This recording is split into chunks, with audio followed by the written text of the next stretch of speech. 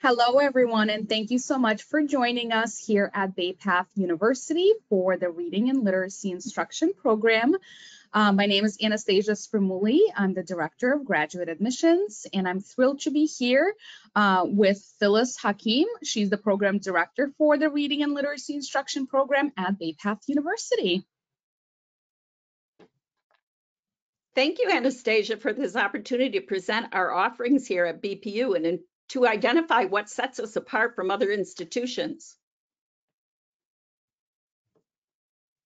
So for those of you who are not familiar with Bay Path University, just wanted to give you a little at a glance. We are established and founded in 1897. We are a not-for-profit private institution, and we technically have 3 campuses. 2 of them are in Massachusetts. They're about 4 miles apart.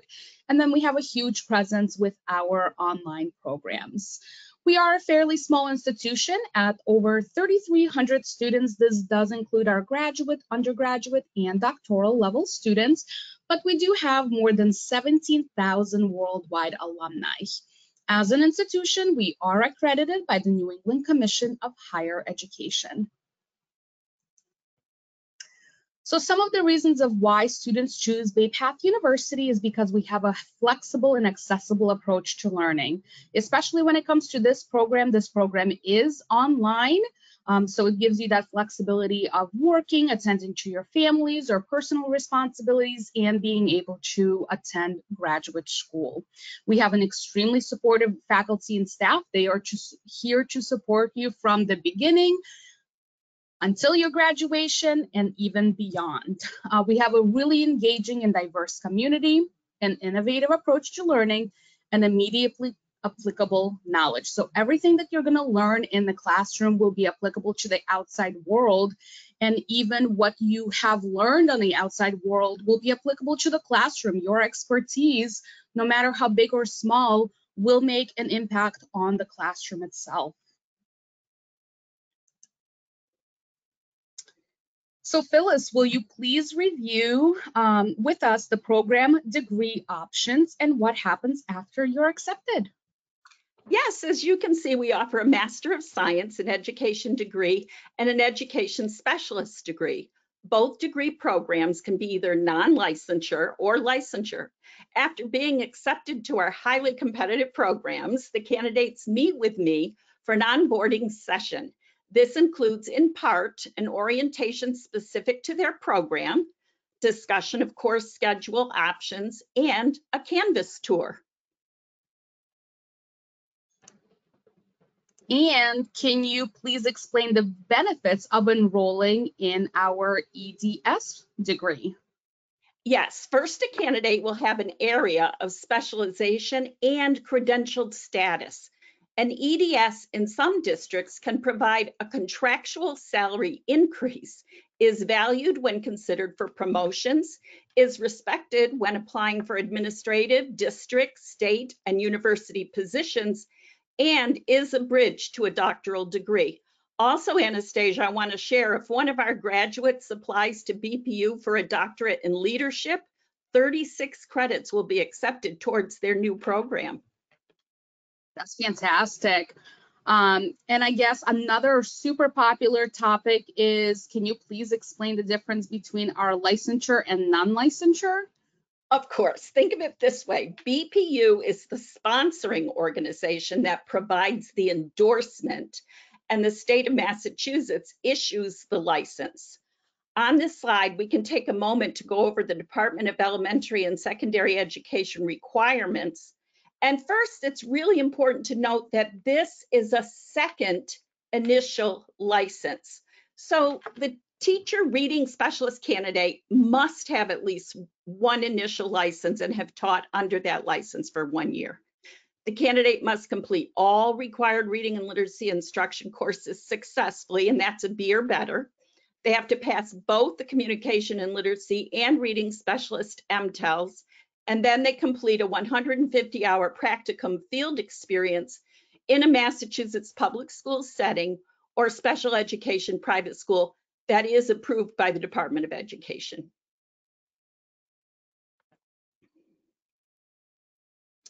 And does your program support candidates in preparation for the Massachusetts state licensing exam? Yes, Anastasia, it's important to stress that these exams are like passing the boards for lawyers or doctors. Preparation seminars can be very costly to candidates, but here at BPU, we offer a free instructor-led online seminar every June before the pre-practicum begins. So we touched base, on Massachusetts. What about out of states graduates? Can they get licensure? Well, at this time, they would have to contact their state's Department of Education to see how the coursework they took here at BPU can be applied towards their state's reading specialist licensure or certification requirements. However, you can always apply for a non-licensure degree here. Thank you. And would you please highlight what sets our reading and literacy program apart from another similar program? Well, I'd be happy to. There are 5 areas that I would like to showcase: our students, our faculty, our courses of study, online learning experiences, and recognition. I see that obviously you started with your students, and I understand that serving students all over the country from very diverse fields and disciplines. So we have students from Montana, California, Missouri, Vermont, Connecticut, New Hampshire, and New York, just to name a few. They are all seeking a deeper study. We have served SLPs, library specialists, special educators, advocates, curriculum directors, reading interventionists and specialists, academic instructional coaches, early literacy educators. We even have a homeschooling advocate who went through our program, administrators, and literacy focused general educators. So literacy professionals and reading specialists have a variety of career options, primarily in the education sector, but I want to share that they also can have a career in a related field. As you can see, these programs prepare our students for many careers as literacy professionals. Think about it: ed publisher, private tutor, community-based literacy program director, consultant, academic coach, AI and literacy integration specialist, and employment in the areas of digital and media literacy. That's fantastic. Why don't we take a moment and just discuss our fabulous faculty? Well, I want to say that our faculty are accessible, fully present, and have navigated the complexities of facilitating evidence-based change at school, in their districts, and some at the state level. They hold program certifications and are highly skilled practitioners in the field. Some are consultants and have trained the trainers in evidence-based programs.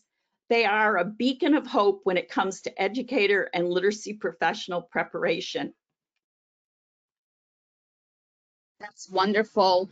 And can you go on and tell us about the courses of study within this program? Well, as you can see by the titles and list of courses, the program is comprehensive. The content knowledge is gained in the courses of study through examining a selective body of seminal and current research, commonly referenced as the science of reading, which is pivotal when supporting stakeholders' missions for their students to access the fullness of being literate. Our courses are designed to prepare students, right, for direct service and leadership roles in the implementation of structured literacy using high quality curriculum design and materials, evidence aligned language and literacy practices for instructional planning and delivery, and assessment within a multi-tiered system of support framework. You just mentioned structured literacy. What does that entail? Well, the term was first coined by the International Dyslexia Association, IDA, in 2014. Simply, it's teaching and learning that's direct, explicit, systematic, cumulative, diagnostic, and multimodal. This approach integrates listening, speaking, reading, and writing, and emphasizes the structure of language across the speech sound system, we call that phonology, the writing system, orthography, the structure of sentences, syntax, the meaningful parts of words, morphology, the relationships among words, semantics, and the organization of spoken and written discourse. And can you go a little bit further and discuss the course's alignment to the standards? Of course, our courses are aligned to the IDA knowledge and practice standards for teachers of reading, which serve to thoroughly prepare all literacy professionals. The guidelines state that the standards outline, number one, content knowledge necessary to teach essential reading and writing skills and strategies to students in general, intervention, and remedial contexts. Number two, universal principles and practices of effective instruction. And three, ethical conduct expected of professional educators and clinicians. In addition, we're aligned to the Massachusetts Professional Standards for Teachers, the subject matter guidelines for reading specialists, and the Massachusetts Curriculum Frameworks, and also the Common Core state standards. Why don't we move on to the learning experiences afforded? So we pride ourselves in a backward design approach where we have student expertise as that ultimate goal. Our students engaged in a flipped classroom where their module study is asynchronous. During their synchronous scheduled class time on Zoom, they build relationships in collaborative learning groups and with their instructor. They consolidate their knowledge and deepen the complexity and depth of their study. They are afforded spiraling repetition to mastery of concepts and practices. Online instructor-led learning experiences include frequent collaboration, deliberate practice activities, digital interactives, our licensure practicum with coaching, and Orton Gillingham. Speaking of Orton Gillingham, can you, how do the Orton Gillingham courses set our program apart?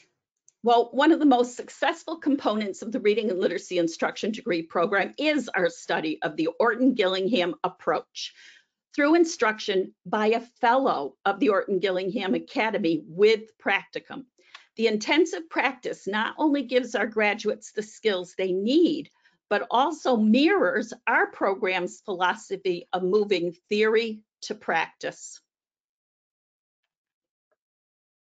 And Phyllis, your last point was recognition for the programs. How have they been recognized? Well, our programs are nationally and internationally recognized at the Accreditation Plus level by the International Dyslexia Association, and the Center for Effective Reading Instruction, also called CERI, has accredited our MSED and our EDS degree programs for the Structured Literacy Dyslexia Interventionist and Structured Literacy Dyslexia Specialist levels of certification. They would have to pass the CAPIRI, make application, and meet eligibility requirements. And what do these accreditation mean for our graduates? Well, Anastasia, there are only about 20 to 30 colleges and universities in the country that meet the rigorous standards set forth by the IDA. This distinction is highly recognized by employers of literacy professionals. Our graduates will belong to a community of practice that is prized. Thank you so much for enlightening us on the value of the reading and literacy instruction programs. It's really valuable, and we'll go on to go over a few more things, and then we'll do some of the most frequently asked questions, just so you can get an idea if that's something that's not popped up for you. In terms of, since this program is 100% online, just wanted to kind of chat a little bit with you about being online with Bay Path University. So at Bay Path, we do utilize a really intuitive online learning platform called Canvas. It is very easy to use, and it is super simple. But as a student, when you enroll at Bay Path University, you do get to take a free course. It takes about 2 hours to complete, but it orients new students of how to use, utilize, and just navigate the Canvas system. What's really great about the system is that it can be accessible from all devices, your cell phones, the computer, laptop, tablet, whatever you use, it is accessible through all of that. There are telecommunication and video capabilities, and we do have not only obviously the IT department for help, but in terms of the Canvas specific support, we do have an online support team. And I like to also notice that within this program, all of our faculty are trained.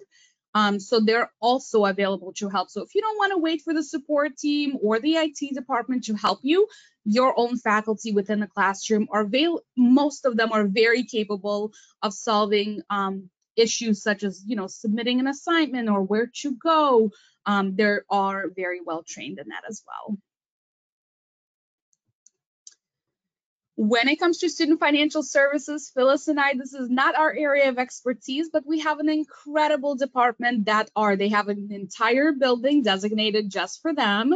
But you can contact them via email, phone. If you do live locally, you can stop by in person. They do have FAFSA Fridays. This is where you can get live help filling out your financial aid application. I'm sure if you had any questions pertaining to financial aid, they'll be more than happy to answer them during that time as well. We do have Stafford loans available through FAFSA. This is loans that you borrow and pay back, and most students do qualify for up to $20,500 per year with no income limit. Please note that everything is reviewed via NetPartner, which is the Student Financial Services online portal. And lastly, I like to point out that they do have Financial Aid TV. This is a fantastic financial aid resource. It consists of very short videos, 60 seconds or less. So if you're a very visual person or like to go along written and visual, this is a great, great resource. Kind of have all of your questions answered pertaining to financial aid. When it comes to graduate admissions, we are enrolling now. We have 2 points of entry beginning of the fall, September semester, and then at the beginning of our summer semester in May. The first step in the entire process is for you to complete our free online simple application. Once you apply, graduate admissions team will guide you through the entire process of what you submit, where to submit it, and give you any of the details. But that does entail required documentation, which includes all of your official college and university transcripts. We do prefer a GPA of 3.0 or higher. However, we do take a holistic approach to our application process, so we don't just focus on the GPA, but we take everything that you submit into account. You'll need to submit an original essay stating why the degrees in reading and literacy instruction is important to your personal and professional goals. You'll need your resume, 1 recommendation. We do have a specific form that your recommenders must fill out. If they would like to do an attachment to that recommendation, they certainly can, as long as they complete the form. You'll need to submit a signed requirements form. And if you are a licensed teacher in Massachusetts, so anybody that's in state, and if you do have it out of state, you will need to submit the MTEL results for our licensure part of the program, as well as a copy of your current teaching license. This is Phyllis and I contact information. If you need to contact us at any point via phone or email, please do. We're more than happy to assist. Most of the program questions are appropriate for Phyllis. Admissions questions are appropriate for me. All right, so now we will go on to our frequently asked questions that come up during either Phyllis's or I conversation when we do chat with students usually. So one of the questions is, what can I expect in my onboarding session? So Anastasia, expanding on what was shared above, onboarding new students will have an opportunity to meet with me where they have an orientation specific to their program. They'll learn about their responsibilities and how to navigate academic policies and our procedures. We will discuss course schedule options, expectations for online netiquette, and take a Canvas tour. Perfect. And another one, I think it really stresses people out, and I don't want people to be stressed out, but how will people know if they're ready for an online learning, especially since this program is 100% online? So we ask our students to actually complete a Ready for Online Learning survey that's going to provide them with guidance as to areas of strength and maybe potential challenge. In addition, as you stated earlier, BPU offers that free online Canvas training. And I do have to say, from an admissions side, for those who are worried, we've had plenty of students who have never been in an online environment and they're doing fantastic. We're here to support you from start to finish. And another popular question, since this is a rigorous program, will I be able to juggle coursework and a full-time job? The answer is yes. We understand that being present and available to our families, our friends, and at work matters. We afford our students multiple levels of support, scaffolding, and advisement, knowing that graduate study is indeed rigorous. Students will receive advice from their instructors, but officially from me. We support our students when they have a change of circumstance or if an emergency arises. And we also use the BPU early alert system as a proactive measure when a student presents with some risk. And I know with this being online, obviously the fear of accessibility of professors is real. So how accessible are the faculty? So we really designed our online programming to make sure that there is this sense of community that is built. On all syllabi and in Canvas, we have set forth communication guidelines with the expectation that all students and instructors' correspondence will be answered within 24 hours. Our faculty can be reached through Gmail, phone, and in Canvas comments. I send the dates and times of the next scheduled courses to students 4 months before the next semester starts. All faculty send a welcome email 4 weeks before their course is published. In that email, they provide students with a calendar at a glance for the semester, a list of required textbooks, and the date when their course will be published. 2 weeks before the first Zoom class, the instructor publishes the course, and students have full access to Canvas and the syllabus. Before every scheduled Zoom class, the students receive an email reminder from their instructor that includes the recurring Zoom link, an agenda with due dates, and all digital handouts for that virtual classroom session. Wow, sounds like you have all the bases covered, so you cannot miss a class or the instructions. You guys are going to be covered. So Anastasia, it's really important, right, for planning when you have a family. So this way, if they have those dates in advance, they can schedule around those dates without worry. No, absolutely. And kind of piggybacking off of that of the availability is how is the instructor's feedback and grading? Is it timely? It's stated in our program's instructor roles and responsibilities that students will receive feedback on all assignments and that assignment grades will be posted in Canvas no later than 1 week after the due date. Perfect for those type A personalities. And I guess one of the last common questions that we usually do get when we speak with students is, and I think it's an important one as well, is can I complete my practicum where I work? So yes, as stated above, the field experience can be where you are employed as long as it is in Massachusetts public school setting or a special education private school that is approved by the Massachusetts Department of Education. So Anastasia, you wanted to speak to how many hours a student can expect to spend at the graduate level for a 3-credit course of study.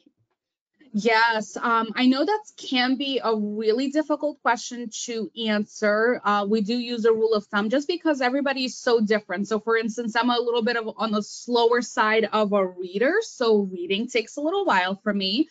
If you're familiar with the topic, then obviously you will go through the material a little bit quicker. But the rule of thumb is that per each credit hour that you're taking, you're going to be spending about 3 hours of coursework, whether that be reading, answering assignments, doing research, whatever it might entail.